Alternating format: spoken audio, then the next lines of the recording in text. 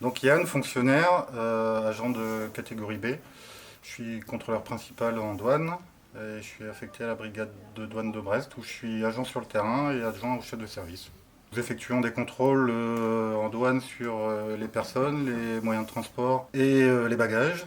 Ce sont des fouilles qui sont autorisées par le code des douanes sans préavis et sans accord préalable du procureur de la République. Nous recherchons notamment des marchandises de fraude, comme les biens culturels, les contrefaçons, les produits stupéfiants et les tabacs. Nous contrôlons tous les types de transports, notamment à Brest, que ce soit au port, à l'aéroport, sur la route, en gare. Pour la recherche des stupéfiants, à la brigade de Brest, nous disposons d'un maître-chien spécialisé dans les produits stupéfiants et les billets de banque. On effectuait une mission prioritaire aussi à Brest en remplacement de la PAF, c'était le contrôle d'immigration au port et à l'aéroport.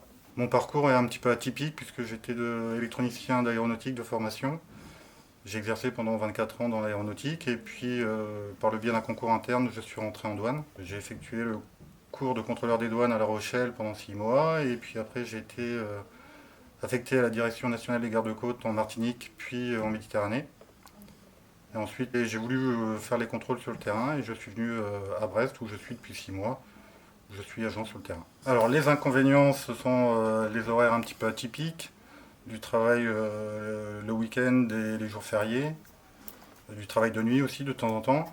Et puis après, à Brest, c'est les contrôles routiers l'hiver, sous la pluie et dans le vent. Autrement, les avantages, c'est que c'est un métier qui change tous les jours. On ne sait jamais sur quoi on va tomber. On a énormément de missions différentes. On a des possibilités d'avancement en interne qui sont importantes. On peut faire pas mal de spécialisations aussi en douane. Donc on a parlé du maître chien, on peut faire motard, on peut faire marin.